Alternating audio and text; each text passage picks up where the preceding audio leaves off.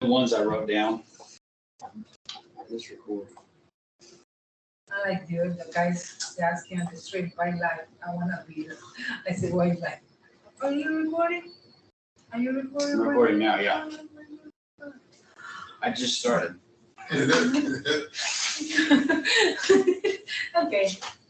All right, so I'm gonna work my way through these. If I'm being honest, I didn't do them, so you can kind of see how I work through them. So number one, go ahead and draw it out.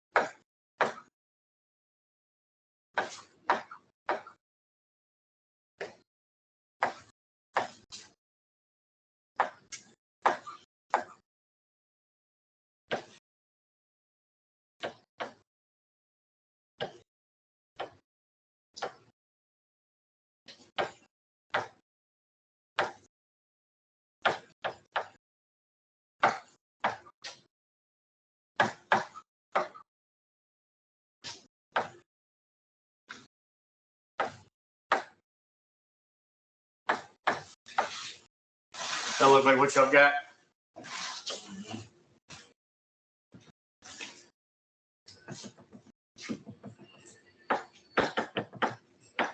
Find resistance total.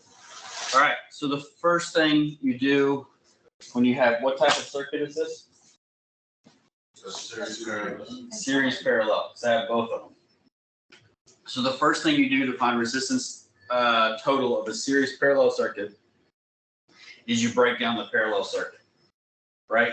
So this right here is my parallel circuit. I have any that start at the same point and end at the same point are going to be the same circuit. So I have technically how you would read this, like if this is a word problem, it would be R2 and R3 are in series with each other, right? So R2 and R3 are in series with each other and in parallel with the combination of R4 and R5, which are in series with each other. Does that make sense? Because those are, so in order to reduce this down, I am going to combine my series loads inside my parallel loads. So I add 20 and 50 together, and I add 35 and 40 together. Make sense? So that that gives me 70 on the top side. So let me see if I can. And 75 on the bottom. So that gives me equivalent resistors. Is this how I do this? Nope. Don't do that.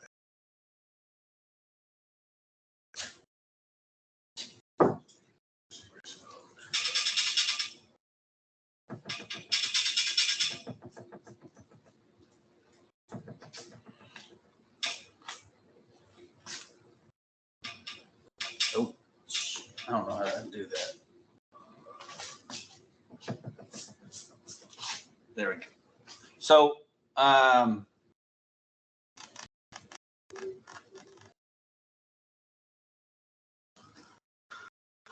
just going to draw in red. So inside of this, I would have a resistor here and one resistor here. Does that make sense to everybody? So I combine these. So this, I'm going to call this R23 equivalent resistor, which is going to be 70 ohms. And then R45, which will be 75 ohms. Everybody good with that? Now I have two resistors in parallel, which are in series with R1, 6, and 7. So now what do I do? Then you have to do different parallel equation, right? I gotta do the parallel equation. So there's two different equations that I can do with this one. I'm gonna work through both of them. So the first one, the equation that always works is so resistance total is equal to 1 over R1 plus 1 over R, your second resistor. So plug my numbers in, 1 over 70 plus 1 over 75. Unless you're really good at figuring out what your least common denominator is, I would recommend putting this into decimal. Does that make sense? So get out your calculator. Can somebody give me what 1 divided by 70 is? 0.014. 14. What's 1 over 75? 0.013. Does everybody see how I got there? You want to go out probably at least to your thousands place, so at least 3 out. So I add those up and I get 1 over 0.027. And then somebody do that math for me. What's 1 divided by 0.027?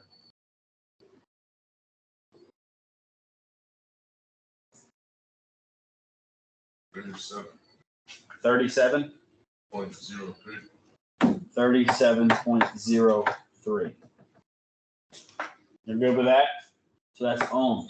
So another rule to follow whenever you're doing parallel resistances, whenever I'm combining 70 and 75, your resistance total is always going to be less than your smallest resistor. So it's always going to be less than 70. So if you come up with an answer that's 75, 80, something like that, it's not correct.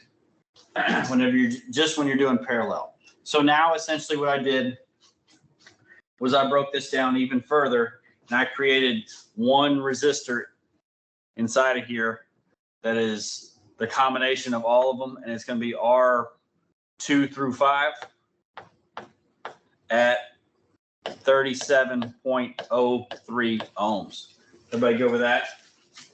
So I just kind of kept breaking it down. So what kind of circuit do I have now? Series circuit. How do I find the resistance of a series circuit? You add them up. Add them up. So resistance total is equal to R1 plus R2 through 5 plus R6 plus R7. So I've got 5 plus 33.03 plus 10 plus 17.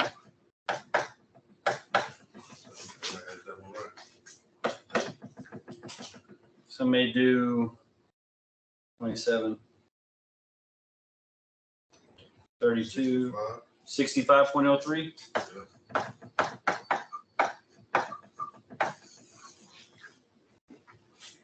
Everybody follow me how I got there? Yeah, I had that one correct. Good. 65.03. Any questions on this one? It's like you say, that has to be less than the answer for what that you say has to be. I'll show you. Let me show you on the next one. Ah.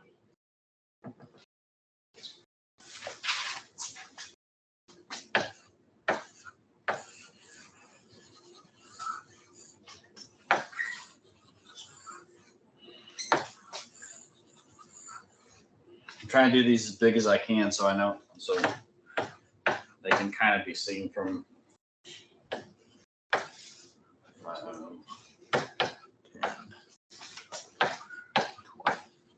Then I said find current total. This is. What's that? This is the series equation, right? Are these in series or parallel? Parallel. So you add these up. Nope. Series you add them up. Parallel you have to do the equation. Yeah, that's what But I'm looking for current total, right? What's my equation for current? according to Ohm's law. 35. Close. E times R or something. 5, 24. E divided by R. E divided by R. Have y'all heard of the, like the Ohm's law triangle? Oh, yeah, it's around one. Yeah. So I re- You go on Right. the side and Like then- I recommend everybody having an Uglies book. Like it has all the equations you need for electrical on the front page, plus a lot of other stuff. I think they're about $10-12 on Amazon or something like that. I'd recommend getting one of those. Ohm's law is E, I, and R. So the triangle works like this. If you have any of the two, you can find the third one. So if I'm looking for I cover it up and it's E over R. If I have R, it's E over I. If I'm looking for E, it's I times R. That makes sense? Kind of a simple little way of thinking about that. So The I, looking the E will be I times R. if I'm looking for E, it would be I times R. Oh, okay. So now I have to say which voltage am I using? So in a series circuit, my voltages are different, right? My voltage drops across each load. This is a parallel circuit, which means that what? Voltage is the same at every load. So your house is wired in parallel, right? Because you have, what's your voltage at every plug? 120 volt, you have 120 volts at every plug. Everything's wired in parallel. If you didn't, like you have goofy voltages around your house. The amperages are what are different. So I'm going to use for I total, I'm going to use voltage total, right? 120. Which is 120. What resistance am I going to use to find I total? Do you use each one or do you add one? You'd add them up, which would be what? 35. No, you don't add them up like that. But you would add them in parallel, which would give you your resistance total, right? Oh, all right, yeah. So do I have either one of these? Both. Well, you have the voltage. I have the voltage, so I'll write that in 120. I don't have resistance total, but I can find that. Resistance total. What's my equation for a parallel circuit for resistance total?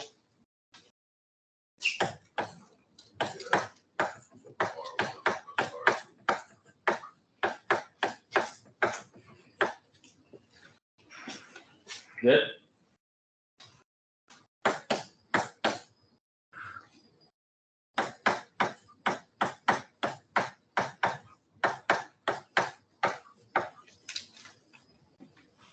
Everybody following that? I'm gonna do this. I didn't do the other one in fractional form. I just did decimals. But I didn't do the other. R1 times R2. Yeah, I'll go back and do that one in a second. I just forgot. So this one, what's going to be the easiest way of doing that one? Least common denominator. Yeah. Yeah, Right. So what's my least common denominator for 5, 10, and 20? 4 It's what? or the 20 will be 20. 4. 20. Everything goes into 20 right there. So 5 goes into 20 how many times? 4. There you go. 4 over 20. 10 goes into 20. And 20 goes into 20 one time. 4 plus 2 plus 1. 1 over 7 over 20. So this is where some people get confused, but because of the reciprocal law, I can take this, flip it upside down, and get rid of the numerator and say this is 20 over 7. So 20 over 7. What's that? 2.9 something? 2.8? 2.85. 2.85. And that's my resistance total, right? So 2.85 ohms. So what's 120 divided by 2.85? 50, 49? 42. 10. 42.1? Current is measured in what? Amps. So that is your current total for that circuit. Everybody go with that?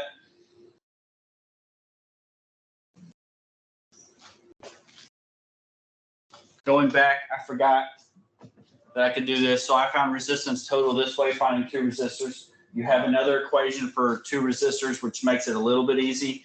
You can use resistance total is equal to R1 times R2 over R1 plus R2, and then plug in 70 and 75 from the top and bottom and figure, and it'll give you the same answer. So that's just a little bit easier way of doing it, because you don't have to find decimals and you don't have to find common denominator. But you can only do that when you have two resistors. Good? Last problem.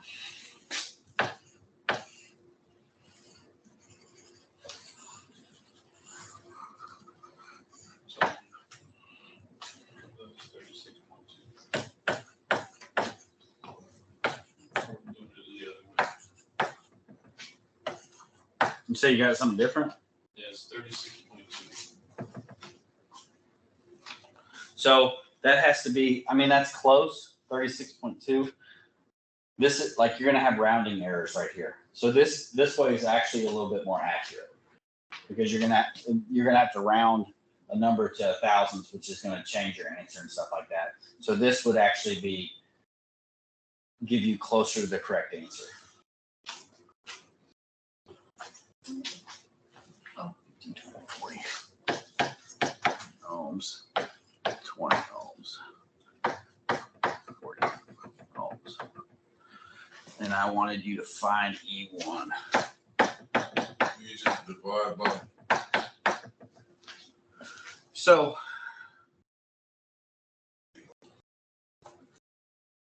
well, the first thing I want to do is figure out what I want to find. So I want to find what is in a series circuit, what is the same at every load?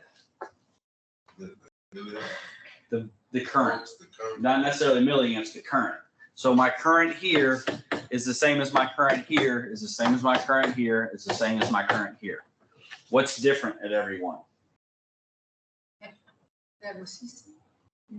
Well, the resistance is different, but based on that, what's the voltage? You're going to have a voltage drop across every one. So I'll have a voltage 1 here, voltage 2 here, and voltage 3 here, right? So voltage is based on the resistor size. So if my current is the same at every one, and here, my current at every one is my current total. Everybody go with that? So if I'm wanting to find E1, what's my equation for voltage? I times R. So I'm finding E1, so I have I times R. If I'm wanting to find what current am I going to use to find my voltage at E1? 0.004. Nope, I didn't give you a current. Like what, like symbol wise, what current am I going to use? Yeah. Amps. I'm going to use current total. That's what I'm looking for. Current total. Does that make sense? So current total, which resistance am I going to use? Resistance to it. Nope. Because I'm one for E1. resistance for ones, because I'm only looking at this one. Okay, E1. Yeah. Right. So R1. So do I have both of those? You have resistance and you have current. I don't have current. I didn't give you a current. Right? But I can find current. What's my equation for I total? Divided by R. Which E am I using?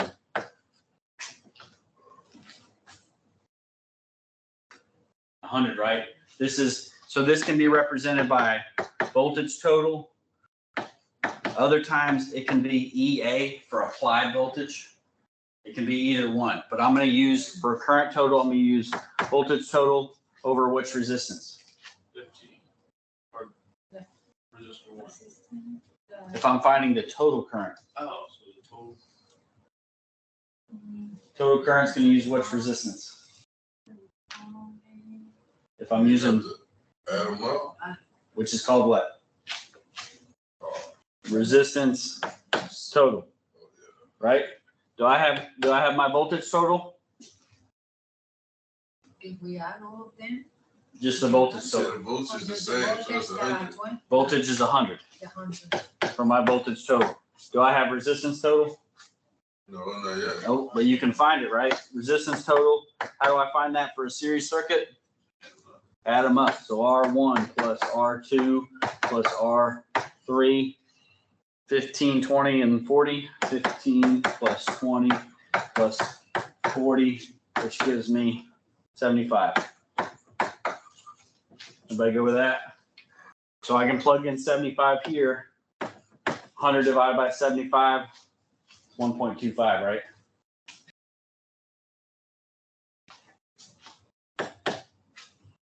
No, 1.33. Yeah. 1.33. 1.33 repeating. Current is measured in what? Amps. So that's my current total. Now I work my way back up here and I say 1.33 times 15. And what does that give me?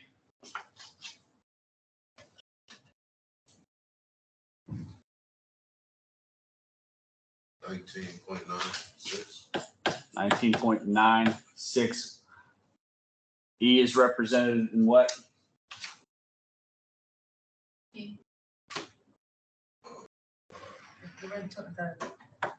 Volts. That's the volts. Voltage. So that's my voltage at 1. Is everybody good with that? If I wanted to find E2, what's my equation for E2? E2 equals ITR2. Yep. So do I have IT? Already found that, right? 1.33. Resistor 2 is 20. Somebody do that math for me.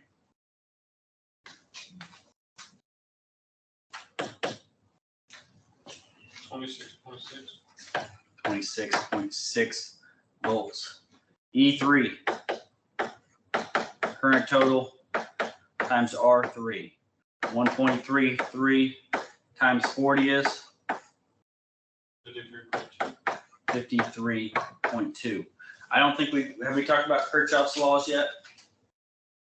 Kirchhoff's voltage laws for series circuits says that we will drop all of our voltage through a series circuit, right? So if I have E1 is what? 19.96 plus 26.6 plus 53.2. Somebody do that math right quick.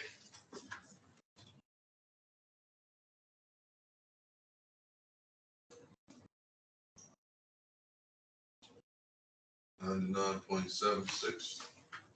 99.76. So due to rounding errors, we didn't get there, but it should add up to our voltage source. Does that make sense? So we will drop out, technically, all of our voltage across the series circuit will add up to 0, because technically this is a negative voltage, because you're dropping it as you go, and it will add up to 100 volts. Does that make sense? Good. All right, let's go over section. You'll do section 1 review. I think you tried to do it in class, huh? Did I go through section 1 review in class? I think so. I think so. Yeah. I think I had an answer to it. Number 1 is B, 2D, 3A. Yeah, we did that in class. All right.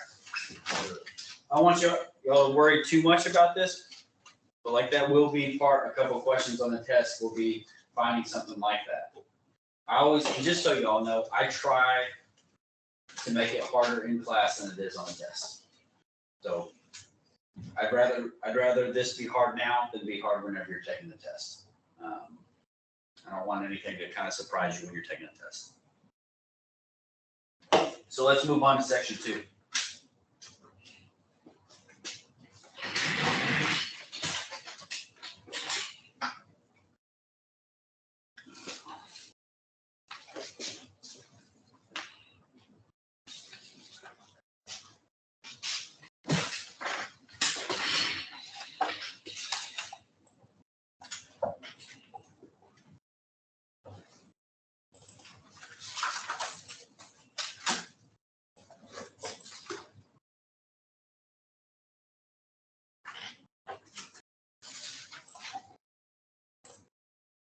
they're going to get into the specifics of how alternating current and direct current work.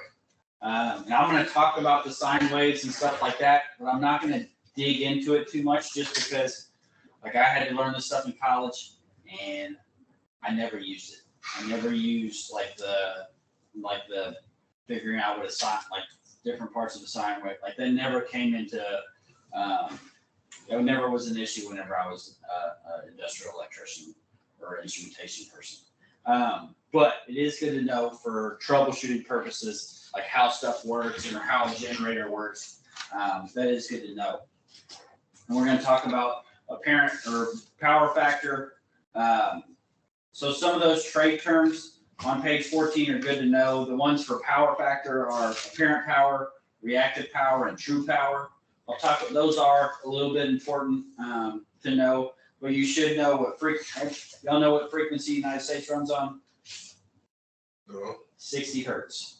Pretty much everything runs on 60 hertz, and then they use a variable frequency drive to change that for motors and stuff to change the speeds. Frequency is measured in hertz, that's on there. Power factor, RMS voltage. RMS voltage is technically what we read, root mean squared. But that's like our 120 volts is not our peak voltage. That's our root mean square voltage. Probably doesn't mean a whole lot to y'all. But 210. My first highlight is the second sentence of 210. One complete waveform or cycle includes a complete set of variations with two alternations in polarity. So one waveform has two alternations. So if you're looking at the board, this is one waveform. That's one sine waveform. You have one alteration in the positive and then one alteration in the negative. Good? Page 15. That third paragraph on page 15. I'm gonna read you my highlight and then I'm gonna talk through it. Third paragraph on 15. Third sentence. I think it's just one long run-on sentence. Because voltage is proportional to the sine of the angle. As the conductor loop goes 360 degrees around the circle, the voltage will increase from 0 to its maximum positive value at 90 degrees of rotation, back to 0 at 180 degrees, down to its maximum negative value at 270, back up to 0 at 360 degrees as shown in figure 23. So it says that it's going to go 360 degrees, right? So if I have a sine wave that goes like this, and they talk about 360 degrees, all this is, like if I cut this off, this bottom part off, and moved it over here, what do I have? I have a circle. So if I have a circle, and I cut it into 4 quadrants, and I'm saying this is 0 degrees. 0 degrees. This is going to be 90 degrees. This is going to be 180. See how 180 is flat? So this is 90, 180, 270, 360, or back to 0. That's 0 and 360, right? So 180, 270, 360, or back to 0. Does that make sense? So as this is literally what a sine wave does, or this is what AC electricity does. So whenever they say 90, reading through this, the conductor will go 360 degrees around the circle. The voltage will increase from 0 to its maximum positive value at 90 degrees, back to 0 at 180, to its maximum negative at 270, and back to 0. Does that make sense? That's pretty much as far as I want to take that. And you can see, like, so how a generator for like your house works is by cutting magnetic lines of flux with a coil. So you can see, like, this would be like the rotor that turns inside the generator. So you can see this rotate, and as it's rotating, you can see what the sine wave's doing. And you can read through that if you want, but I'm not that concerned with y'all knowing that. If you know what I just said here, that's sufficient for your knowledge for this class. Page 16.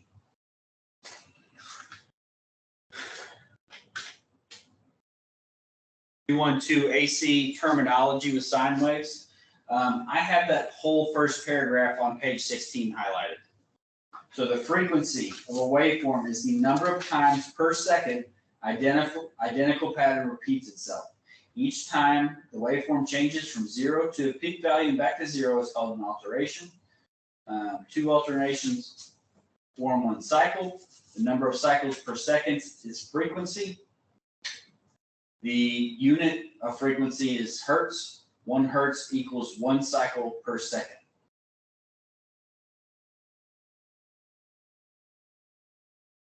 What did I say the frequency in the United States is? 60. 60. So you have 60 sine waves per second in AC. So whenever, like your incandescent light bulbs at your house, they are constantly going from positive to negative all the time. But it's happening 120 times a second because it'll give you positive voltage and then negative voltage for each waveform, and that happens 60 times a second. So it's so fast that we can't even see it. But if you took an incandescent light bulb and you put it in a slow, what's that called? Slow-mo camera or whatever, and you slowed it way down, you could actually see that light like pulsing, turning on and off as the fluctuations go through. But it happens so fast our eyes can't keep up with that, and all we see is light. Make sense? The equation right there, T equals 1 over F, so that's time equals 1 over frequency. You're going to use that equation on the practice test. You're going to have to switch it around for frequency, but frequency is going to equal 1 over T. So you can highlight the T equals 1 over F, but out to the side I would write F equals 1 over T, because they're just going to give you a number of cycles and seconds and have you find frequency.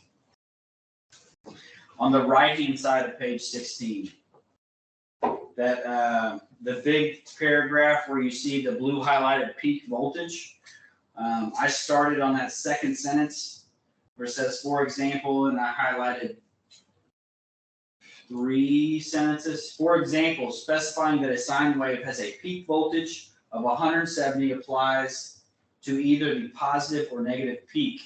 To include both peak amplitudes, the peak-to-peak value may be specified.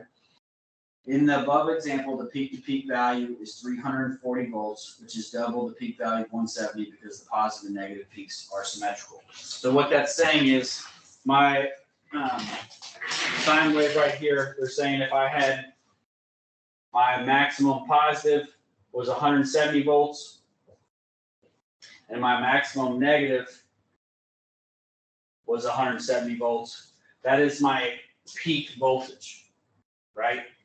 And then they want you to know that if I have from the maximum positive to the maximum negative, that's going to be 340 volts, and that's going to be your peak to peak voltage. So peak voltage, peak to peak voltage is going to include, it's not going to call this negative because this is technically a negative voltage, but not really.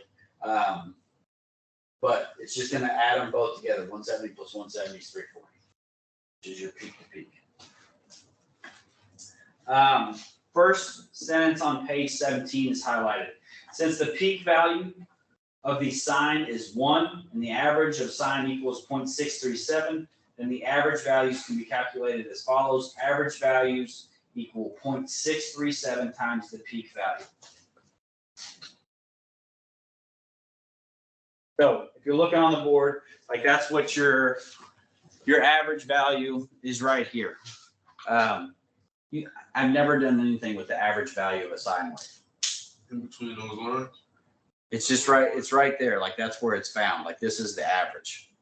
Because they're taking the average of the sine of 1. Remember the voltage that I said we do use is the RMS voltage. So RMS voltage is what we see on our meter. Whenever we put our meter and a plug in the wall, we see RMS voltage. We're not seeing peak voltage or negative peak voltage, we're seeing RMS voltage. But they're gonna want you to know how to calculate average voltage. So if my peak voltage was 170, and I want to know my average voltage, I would just multiply that by 0.637.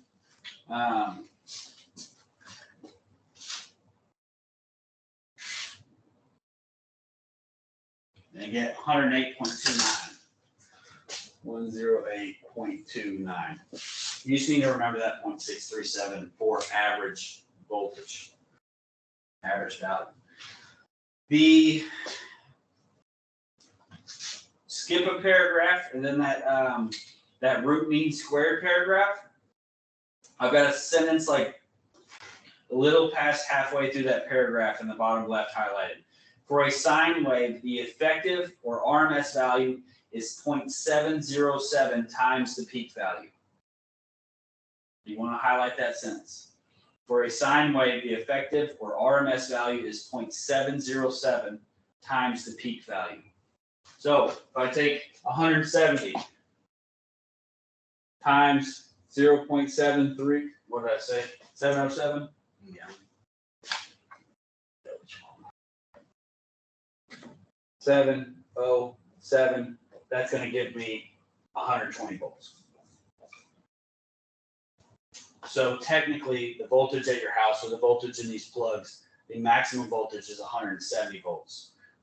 So they actually see 170 volts for just a blink, not even a blink of an eye, it's stupid fast. 120 times a second, we'll see 170 volts. But what we read on our meters is RMS voltage at 120. Good.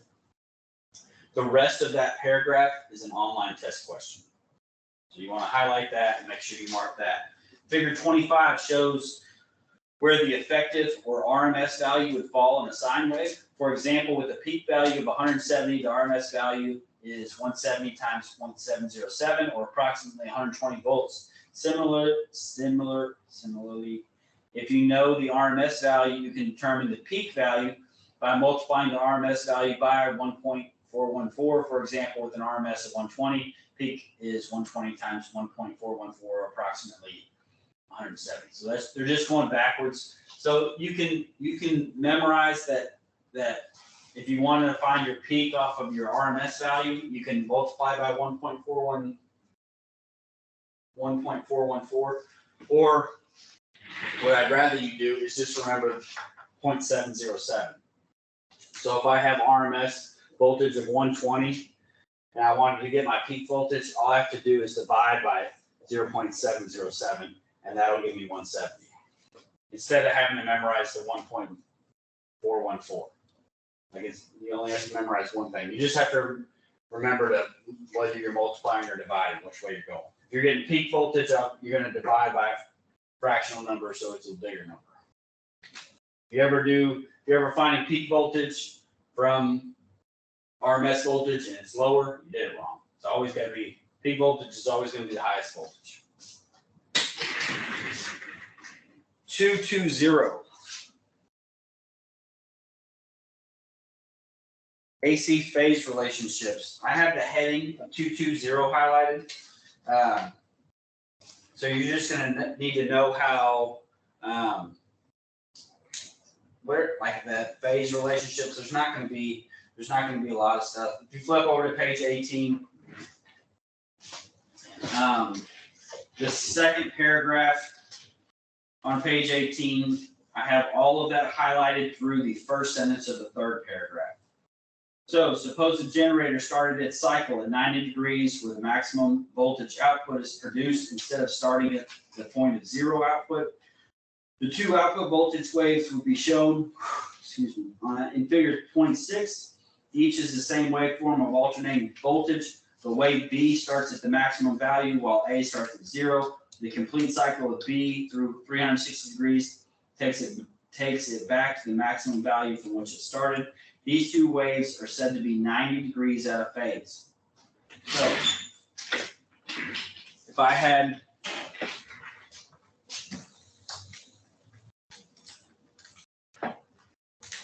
the same waveform, and I said this was waveform A, this is starting at 0 and ending at 360, right?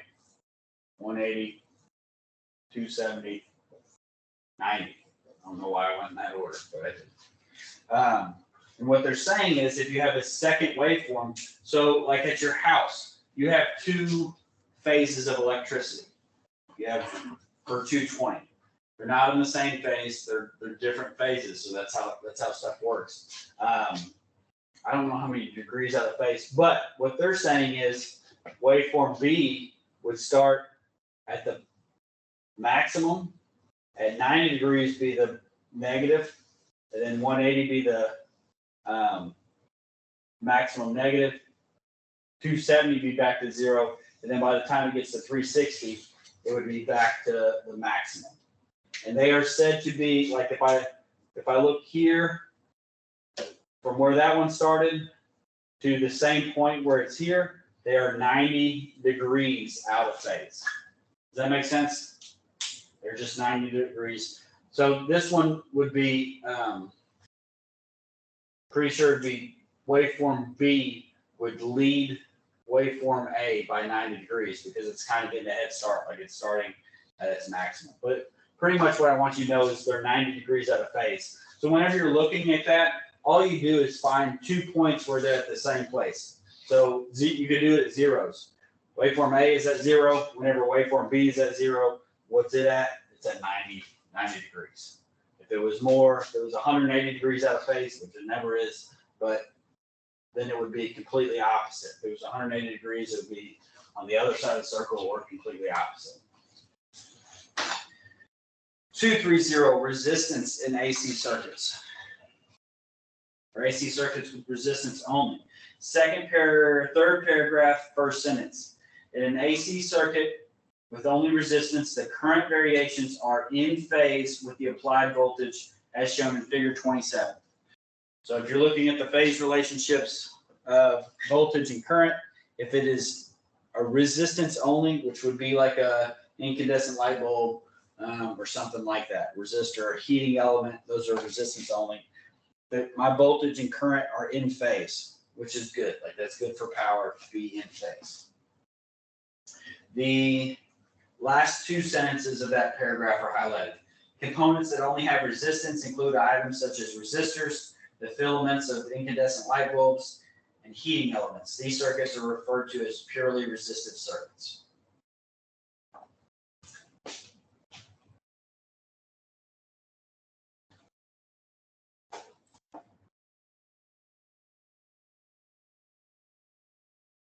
$240. Well, we can go ahead and do that one. Do y'all remember what that one's going to be? 0.637. What voltage is that going to be?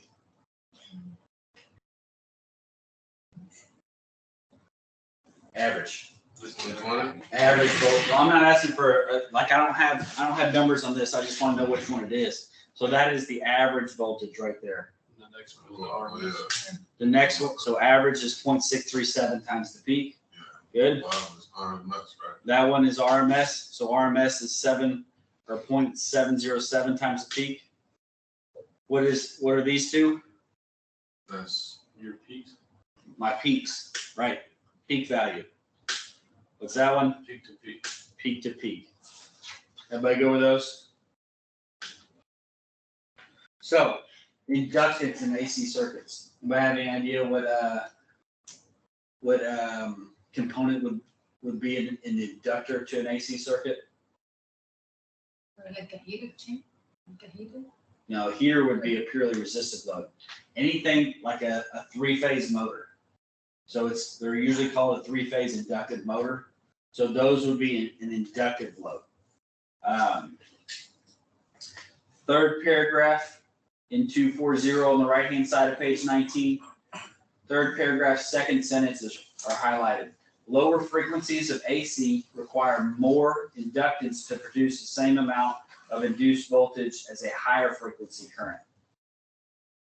Out to the side of that, I wrote there proportional. So lower frequencies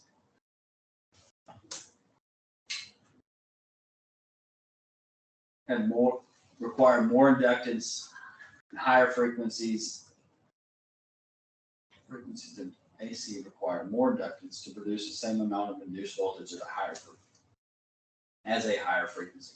It's easier for higher frequency current to produce inductance. Page 20. A lot of this trade term stuff, I'm just going to kind of roll through. I'm not going to talk about it too much.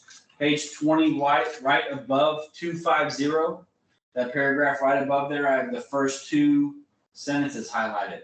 The opposing force an inductor presents to the flow of alternating current cannot be called resistance, since it is not the result of simple opposition within a conductor.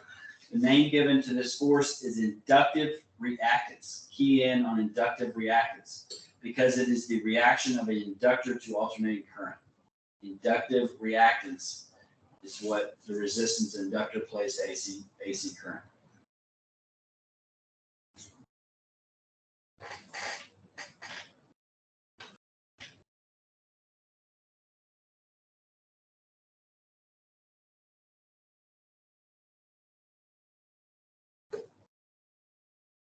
Capacitance. I don't have anything on 20 and 21, but if you flip over to page 22, I've got something in 251. Calculating equivalent capacitances. So you're going to have capacitors in parallel and capacitors in series, right? The first paragraph is highlighted on page 22. Connecting capacitors in parallel is the equivalent to adding their plate areas. Therefore, the total capacitance is the sum of the individual capacitances as illustrated in figure 32. So y'all know what makes up a capacitor? All a capacitor is, there's two metal plates with a dielectric in between them. However close they get, it puts off a different capacitance. So whenever capacitors are in parallel, you just add them up. So they are the direct opposite of resistors. So like this is representing the two plates of the capacitor. Since the top, this is kind of how to think about it. The top of the plates are connected, so those would just combine. The bottom of the plates are connected, so those would combine. So capacitors in parallel, you just add up. I don't have it highlighted, but capacitors in series, you have to use that equation, that 1/over equation, right? I don't know that you'll have a question on that, but just know that when adding capacitors or finding the equivalent of capacitors is the opposite of resistors, how you'll do resistors. 254 on page 23. Capacitive reactance. I have the second paragraph all the way down to where I say capacitive reactance highlighted, so all the way down to the bottom left. So increasing the frequency will also decrease the opposition offered by a capacitor. This is because the number of electrons the capacitor is capable of handling at a given voltage will change plates more often due to the frequent alterations. As a result, more electrons will pass a given point in a given time, so greater current flow. The opposition that a capacitor offers to AC is therefore inversely proportional to the frequency and capacitance. This last sentence is what I want you to key in on. This opposition is called capacitive reactance. So a capacitor in an AC circuit, its opposition is called capacitive reactance. An inductor is what? Inductive reactance. So you have inductive reactance, capacitive reactance. Both of them reactance. Inductive reactance, capacitive reactance. Power in AC circuits, 260. Y'all ever done equations for power? It's another one why I would recommend getting one of these books. Like all your power equations are right there on the front. The highlight that I have is that sentence after you see the blue highlighted true power. True power, or PT, is the product of a resistor current squared and the resistance. So PT equals I squared R. So if you want to find power in an AC circuit, you're getting I squared times R.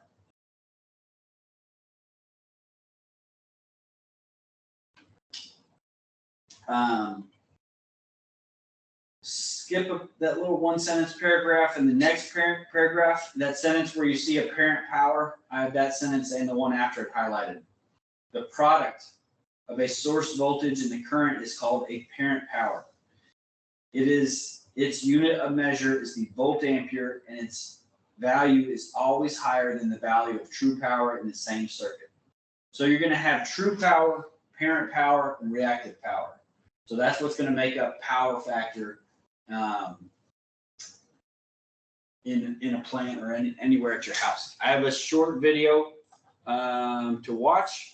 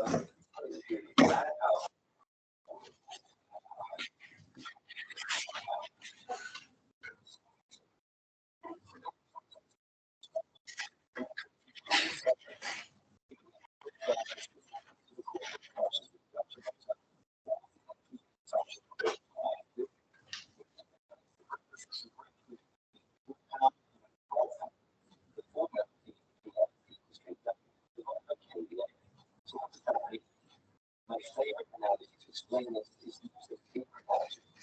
You pay for the it's slightly cost of the fun. The more we have, well, it's funny little bit, so we get every value of money.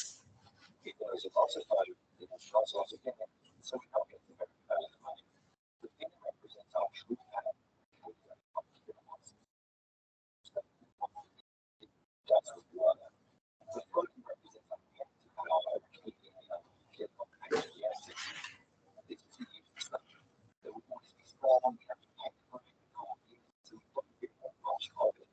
It does actually have a use of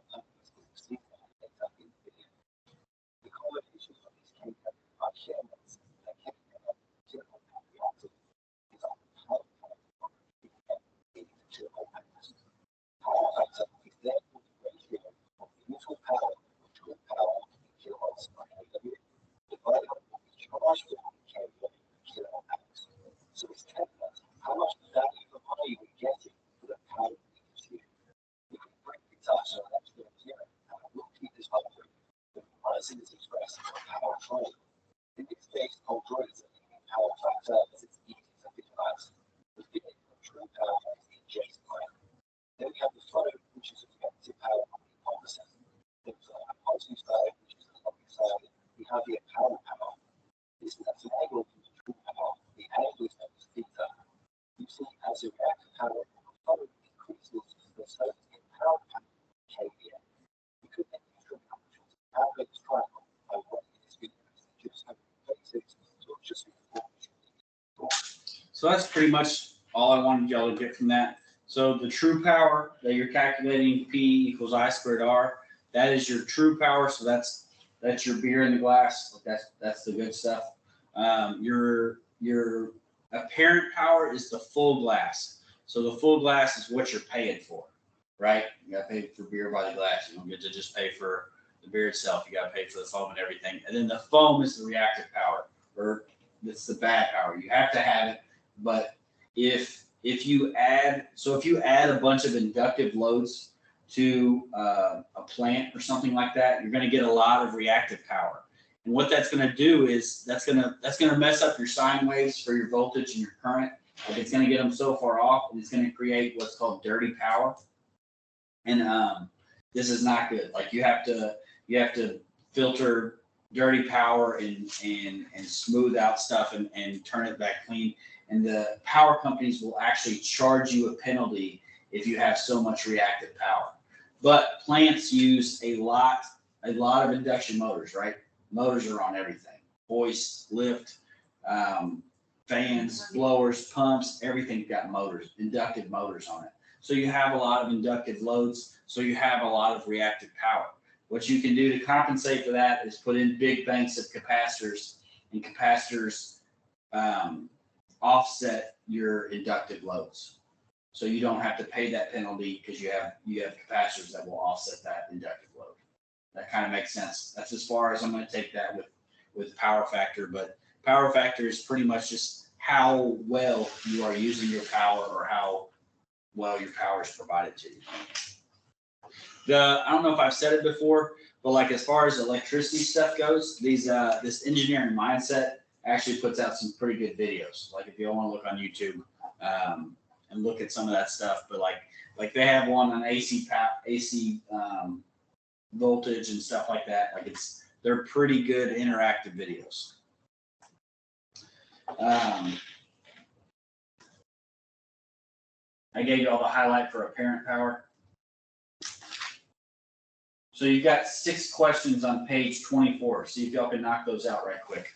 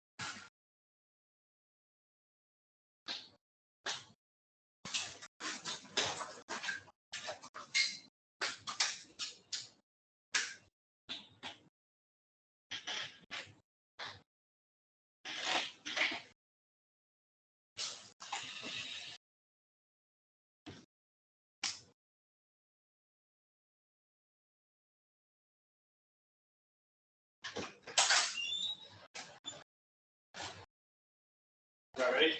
Yeah, I'm trying to figure out why I'm pushing myself.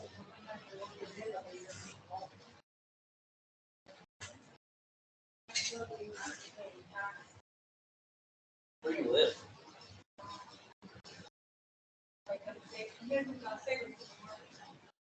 In Arabic?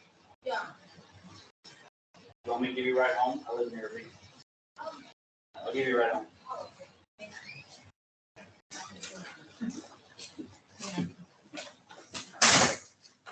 You got those?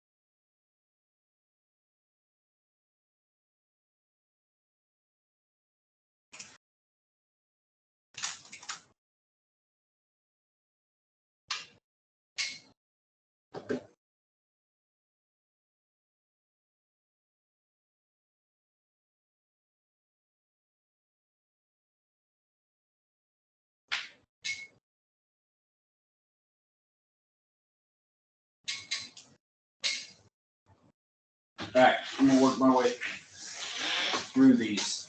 You remember what my equation is for frequency?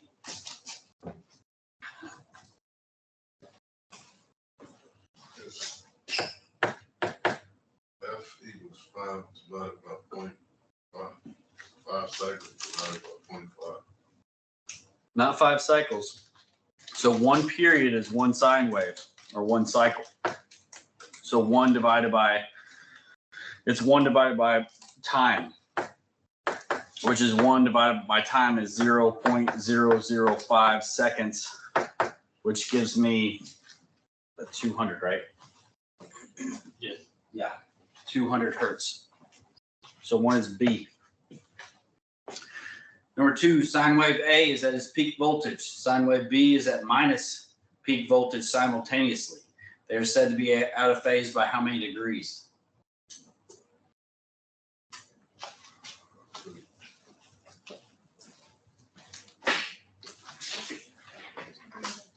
To 180.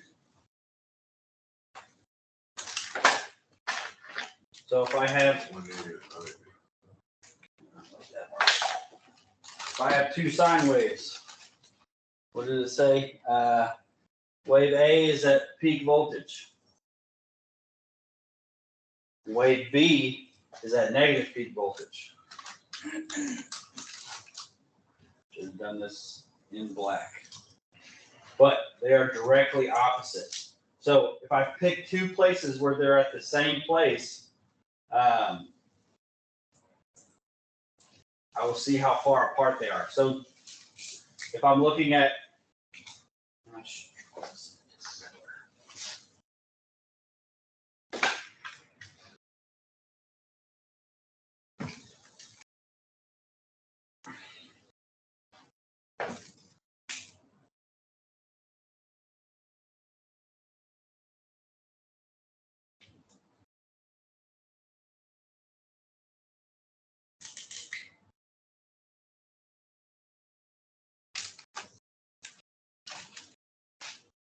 this is B, this is A. So these are both at 0, but they're not at the same point, right? So if I looked at my two peaks, how far apart are those? If I have 0, 90, 180, 270, 360. So how far is that from that? 180. 180. 100. They're directly opposite, which if I'm looking at the other one, 180 is directly on the other side of the circle. Does that make sense? 180 degrees out of phase. Number 3. Which of the following are purely resistive loads? Incandescent light bulb. Incandescent light bulb, C. 4. The opposing force an inductor presents to the flow of AC current is called? Inductive reactance. Inductive reactance, A. Number 5, one capacitor of 120 microfarads and another of 88 microfarads are placed in parallel. What is the total capacitance? How do I get, what is my equation for adding capacitors in parallel? C1 plus C2. So 120 plus 88 is 208. Go with that. 3, apparent power is expressed by the term volt amp. Just so you know, a volt amp is equal to a watt. Volt amps and a volt amp and a watt are the same thing. Good. All right, we got we got 10 more pages to go. Let's see if I can get you all out of here by 9 o'clock. Section 3.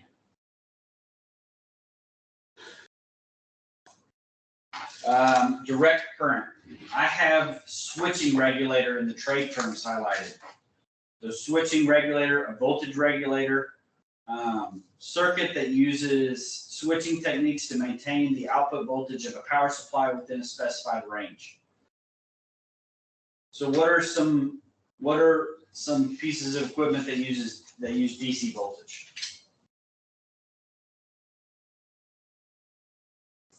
Yeah, we did this in part 2. Get the name of this. And your car uses DC voltage, right? 12-volt batteries, DC. Most of your electronics use DC voltage. Like your computer has a power supply in it. That's taking AC power and converting it to DC power. Most of your stuff that's mobile, all batteries are DC. Linear power supplies. So this would be like the power supply that's in your computer. I have 2 sentences highlighted.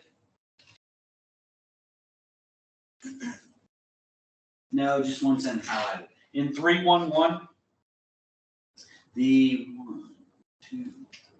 4th sentence is highlighted in 311. Linear DC power supplies use telecommunications, computers, and other equipment. Linear DC power supplies used in telecommunications, computers, and other equipment are usually full wave rectifier or full wave bridge rectifier type.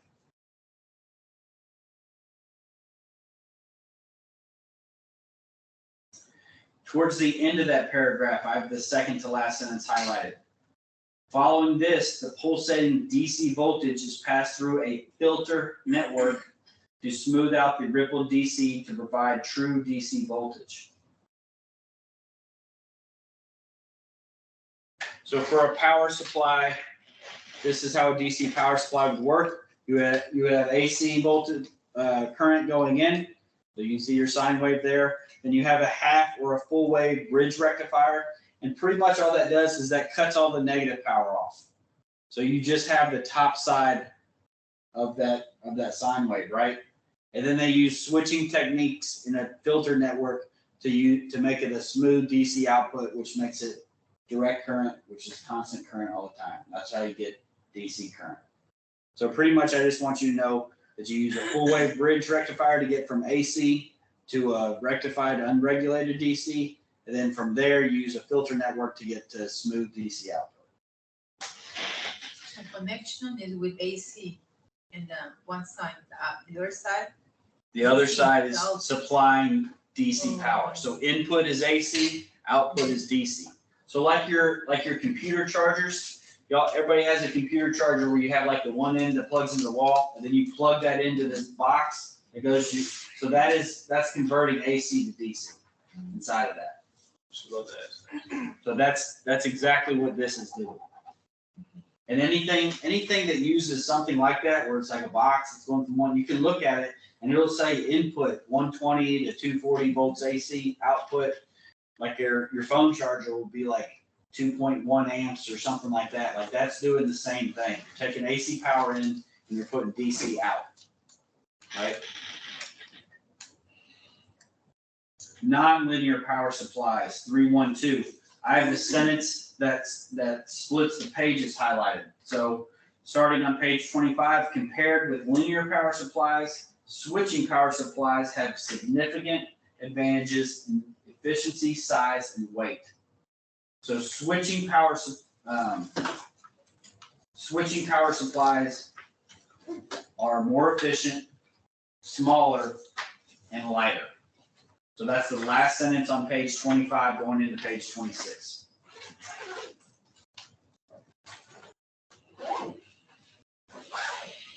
On page 26,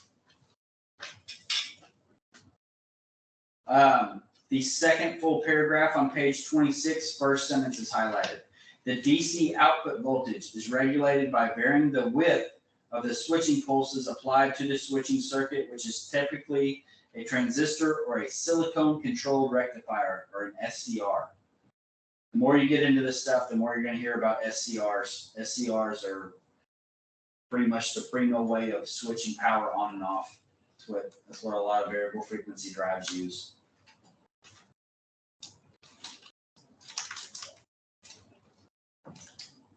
Three, two, one. So selection of a power supply. I highlighted the heading of 321, selecting a power supply, and then I highlighted the heading of code requirements. When you're selecting a power supply, you have to follow code requirements. So that's either by the NEC or the underwriters laboratories. At least in the United States.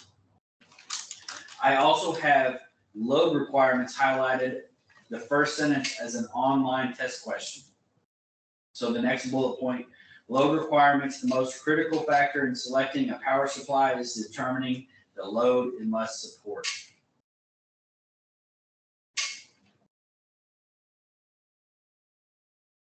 So a lot of the big thing that's come out in the last, I'd say 3 or 4 years, you know how you have some cell phones that have like the fast charger or something like that?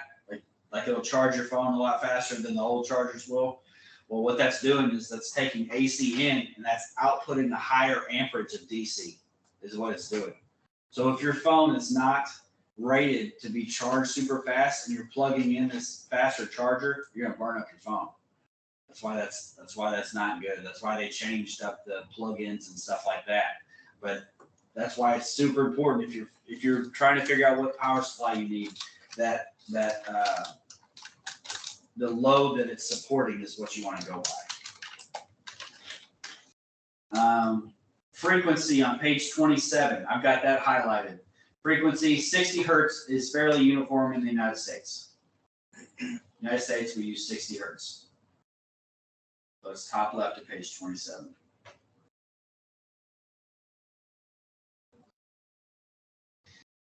The last bullet point is going to talk about desired runtime and UPSs.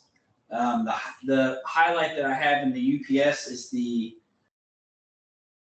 it's the first part of that last big paragraph in that bullet point. Some typical runtimes used with UPSs that supply smaller equipment are a computer workstation.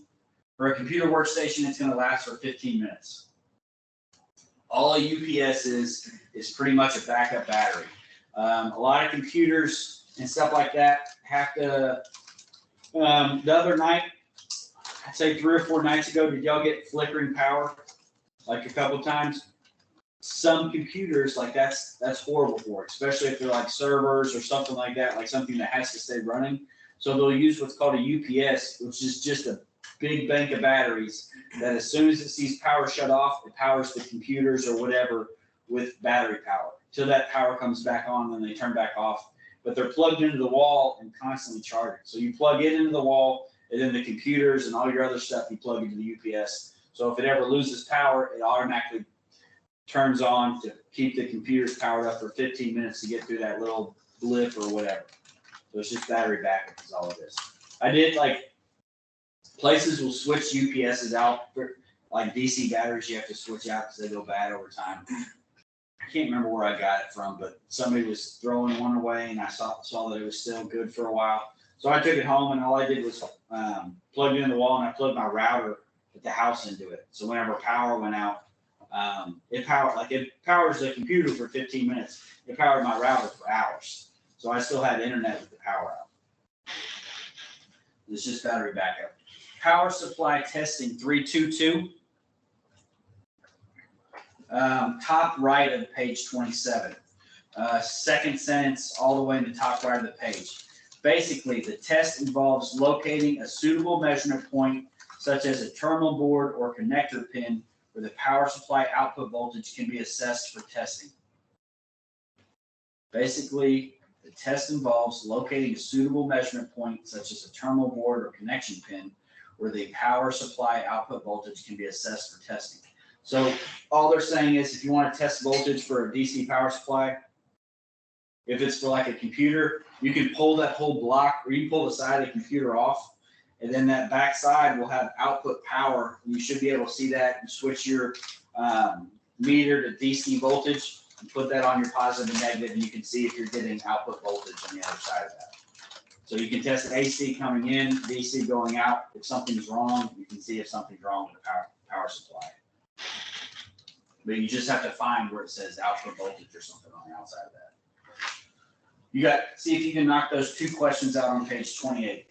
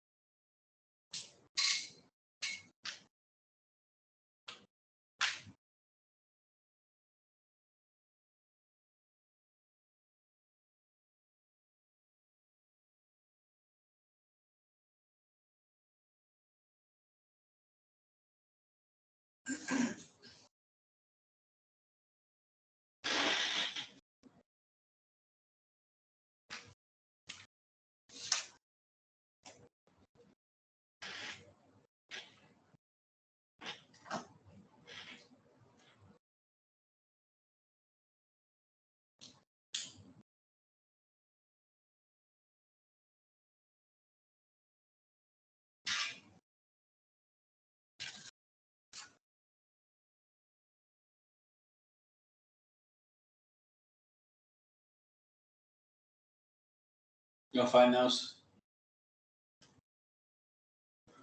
Number 1, in the linear power supply, the DC output is smoothed by what? Okay. The filter network. That was the third Second portion it went through was the filter network. And then 2, typical UPS runtime for a computer workstation. See, 15 minutes. So keep a computer workstation up for 15 minutes. Section 4. So this is actually getting to the stuff where we kind of care about for instrumentation. My arrow is disappearing. I don't know why. Can't turn pages. First one was this one. This one is here and this one is gone. you want to go back? Yeah, I can only go back. I tried to refresh it, it's not working. I don't know what happened.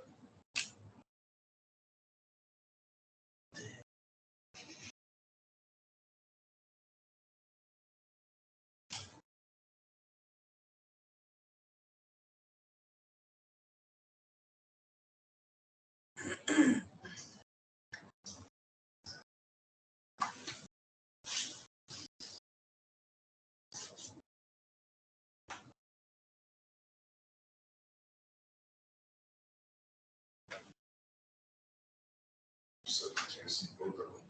I have no idea. I don't know. What did But you just went sideways. I? Okay. Yeah, That'll. I don't know why that works, but it works. first they were both sitting right there. Has this crap been on the computer or this screen the whole time? Yeah. Yeah. Well, let me know when I do that. Get that off of there.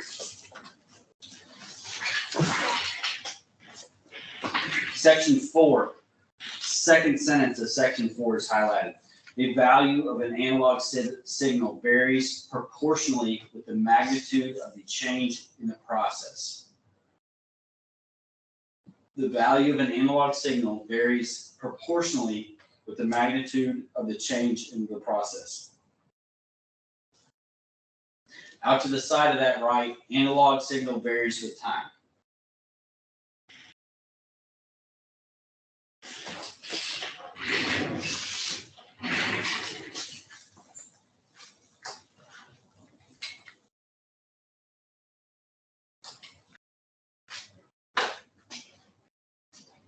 On that process control train out there, I've got 10 inches, 0 inches, and 5 inches. My analog signal. So I have a pressure transducer right here. And then at the top I have ultrasonic. Both of those will give off a 4 to 20 milliamp signal based on the level of water. So all that's saying is the analog signal varies proportionally with the magnitude of change. So if 4 to 20 is my range, what is my milliamp reading going to be at 0 inches? 4 milliamps. What's it going to be at 10 inches? 20. All right, trickier one. What's it going to be at 5 inches? 12. 10, 12. 12. A lot of people think 20 minus 4, 16 divided by 2 is 8, but you have to re-add your 0, so 8 plus 4 is 12. So if I'm at 0 inches, it's going to show 4, 5 inches, 12, 10 inches, 20, and then everything in between. So all that's saying is that your analog signal is going to vary proportionally with whatever the process liquid is that's in this. So it'll go up and down. It should go up and down the same proportionally. Good. So that's an analog signal. Analog signal will have a span. Top right of page 29. Last 2 sentences before 410. Digital signals alternate between 2 constant values of 0 and 1. The value 0 represents off, while the value 1 represents on. So whenever you hear digital, digital, binary, discrete, all those, think of ones and zeros or on and off. Okay. Analog, you're going to have a range 4 to 20. Digital, 0 or 1. Digital, discrete, binary, anything that says that. 410 analog signals 4 to 20 milliamps and 1 to 5 volts. 410. First sentence is hot. first half of the sentence is highlighted. The 4 to 20 milliamp circuit is probably the most common electronic way to transmit an instrumentation signal from one device to another.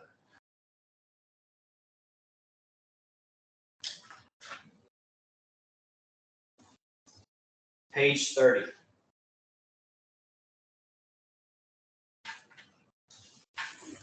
Y'all talked about shielded cables before. So highlight this second full sentence on page 30.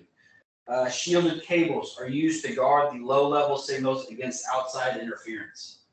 So shielded cables have like a cable on the outside of them that drops off electromagnetic interference. So y'all know what a BB pin or a voltage detector pin is? Like if I take it and put it on an outlet that's hot, it beeps or it turns red. Y'all know what that is?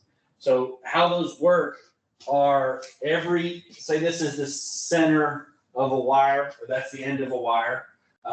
All wires that have voltage on them or AC voltage on them output electromagnetic interference. It gets weaker and weaker the further out you go, but they all output electromagnetic interference. And as I put my BP pin there, that's when that beeps. It's sensing that electromagnetic interference. If I have a piece of instrumentation like signal wiring, and I put that somewhere right here, and I don't have any shielding on it, that electromagnetic interference is going to interfere with that signal. Because my signals are small, like 4 to 20 milliamp or 1 to 5 volt. Like those are small voltages. So if I induce a voltage on that wire, that's bad, right? Especially if I have big ass power cables, that's a lot of EMI. Does that make sense? So what you do is you put a shielding around that cable, which just looks like a metal jacket, and then you terminate it on one end, and that drops all your electromagnetic interference to the ground. So you shield instrumentation cables to prevent electromagnetic interference. Good? Second paragraph, so that big paragraph on the left, we've got 3 more highlights in that. So right in the middle, I've got a sentence highlighted. Often the receiving device will have a precision 250 ohm resistor across their input terminals, either external or internal to the unit. Often the receiving devices will have a precision 250 ohm resistor across their input terminals, either external or internal to the unit. Skip a sentence. And the next sentence is an online test question. The reason the 1 to 5 volt signal isn't simply transmitted through the loop is because the signal would be inaccurate due to the voltage drop across each device. So the reason the 1 to 5 volt signal is not simply transmitted throughout the loop is because the signal would be inaccurate due to the voltage drop across each device. Online test question. Skip another sentence. And the last sentence in that paragraph is highlighted. A characteristic of an isolated electrical circuit is that the current will be constant at every point along the circuit. Therefore, current makes a better carrier for precision signals. So we're saying this stuff is wired in series, right? If I have stuff wired in series, I have a voltage drop across each load. That's why they don't use 1 to 5 volt signals. But my current is the same at every series load. So that's why it's easier to use a 40-20 milliamp. On the right-hand side of the page, second paragraph, first sentence is highlighted. The sum of all the voltage drops across the loops must not exceed the voltage of the power supply. Remember how we did? We added up all the voltages and they added up to the voltage source. If you have required voltages at all your pieces of equipment, you have to make sure that your power supply is big enough to power everything, right? Sorry, that was the sum. The sum of all voltage drops around the loop must not exceed the voltage of the power supply. Oh. Good? Okay. Yeah. All right, I've still got page 31. I've got 8 highlights on page 31. So still a lot of highlights still on the page. 420, digital signals. First sentence is highlighted. A digital signal is a signal sent and received in discrete intervals rather than varying continuously over time as an analog signal does. A digital signal is a signal that is sent and received in discrete intervals rather than varying continuously over time as an analog signal does. The next sentence is highlighted as a separate highlight. These signals alternate between two fixed current or voltage levels and are usually denoted as 0 and 1. Guess what? The immediate next sentence is a separate highlight. Combinations of zeros and ones called binary numbers represent numeric values. Have y'all converted binary to decimal? I'm not going to make y'all do that, but you know you can have. I'm not going to get into that. You don't have to know that. I think we do that at some point in this book, if I remember right. I can't remember if it's electrical instrumentation. But you can have a multitude of digital signals, and it can represent big numbers. PLCs, 430, programmable logic controllers. The sentence that splits the columns, so all the way in the bottom left of the page, that sentence down there is highlighted.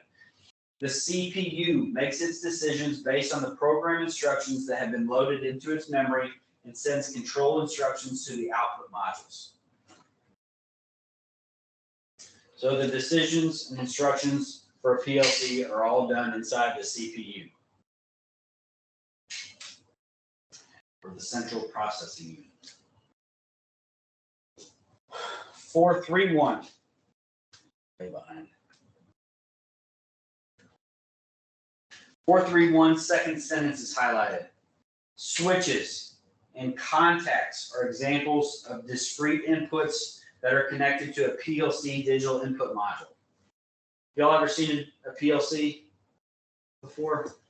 So a PLC will look kind of like a box, like the CPU will look like that, and then you'll have boxes added to the side of it for different modules. You can have an analog, digital, for both for inputs.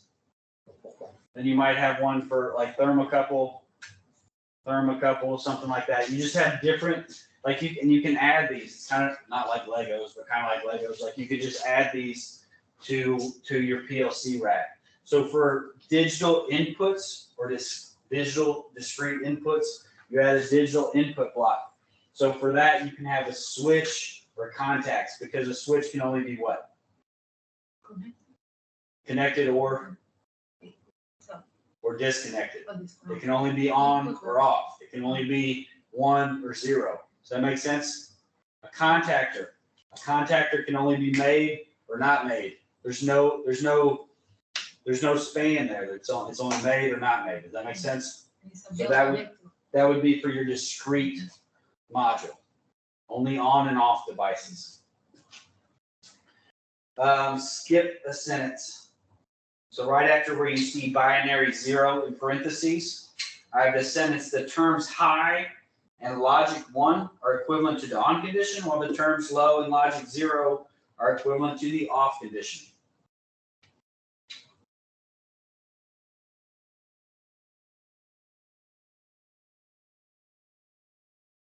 And then 432, that first sentence of 432 is highlighted. As discussed earlier, an analog input or output has a continuous signal that varies with the magnitude of the process, such as 4 to 20 milliamps or 1 to 5 volts.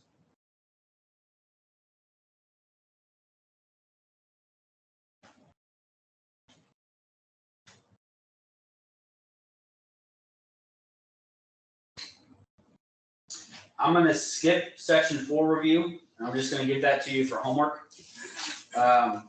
So I can get y'all out of here, because we got 3 pages left. Is that all right? All right, section 5.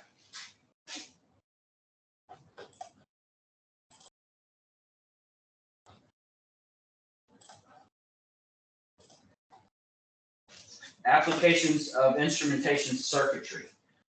Temperature. 1 of the, components that you can use for temperature to measure, that you can measure temperature with is a RTD, or resistance temperature detector.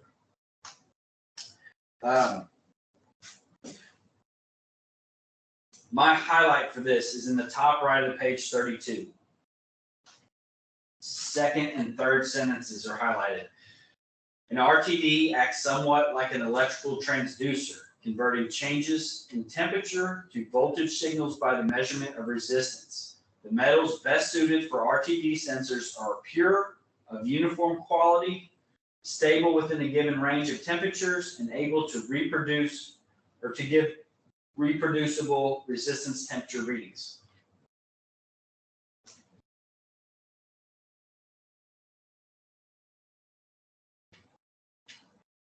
Everybody get that?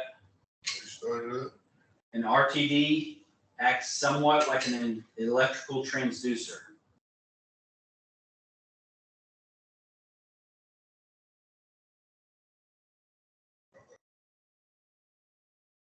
You stop the readings. Yes. I have the last paragraph on page 32 highlighted. Figure 40 shows a basic bridge circuit, which consists of 3 known resistances, R1, R2, and a variable resistor of R3. Another unknown variable, Rx, which is the RTD. You need to key in that Rx is the RTD, a source voltage, and a sensitive ammeter.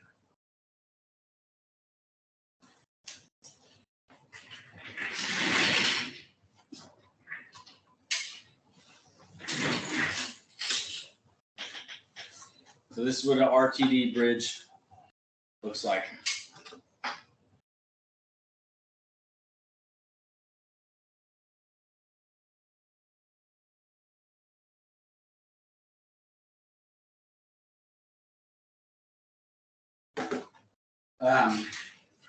Page 33, second paragraph, first 2 sentences on page 33 are highlighted.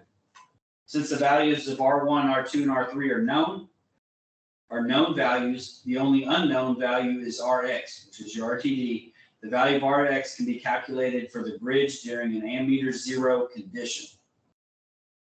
So that is, and I highlighted that equation right there. Rx equals R2 times R3 over R1.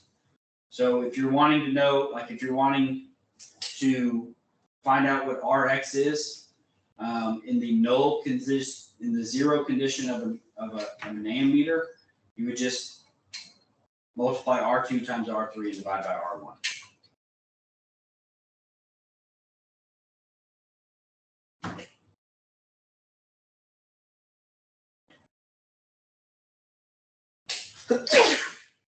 Excuse me. Thanks. 520. Pressure or a strain gauge bridge. First sentence of 520 is highlighted. A strain gauge measures the external force or pressure applied to a fine wire.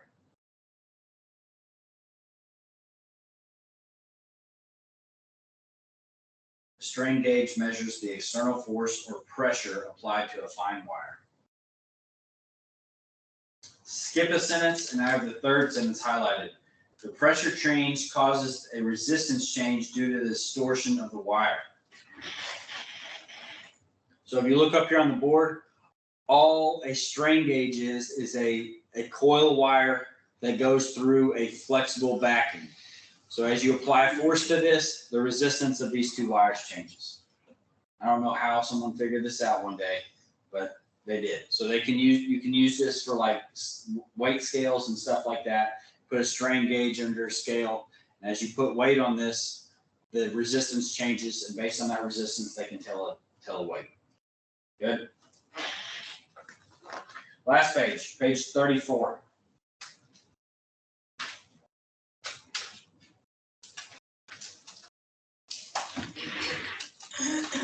The first whole paragraph on page 34 is highlighted.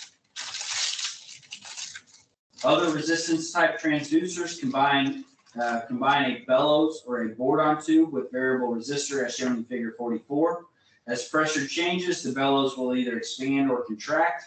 This expansion and contraction causes the attached slider to move along the slide wire, increasing or decreasing in resistance, thereby indicating an increase or decrease in pressure. So all that is, you're looking up here on the board. Pressure is applied to this bellows. This thing expands. The spring counteracts that. It has a slider right here. This pretty much just works as a rheostat. So a slider that runs up and down a slide wire or a resistor.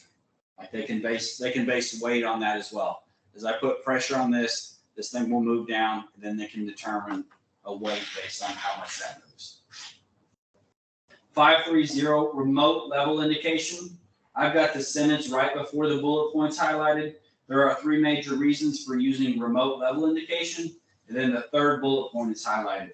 The level being measured may be in an unsafe or radioactive area. So if it's in an unsafe area or radioactive area, that's a good reason that it's remote. Somebody doesn't have to go look at the level, right? What page is that on?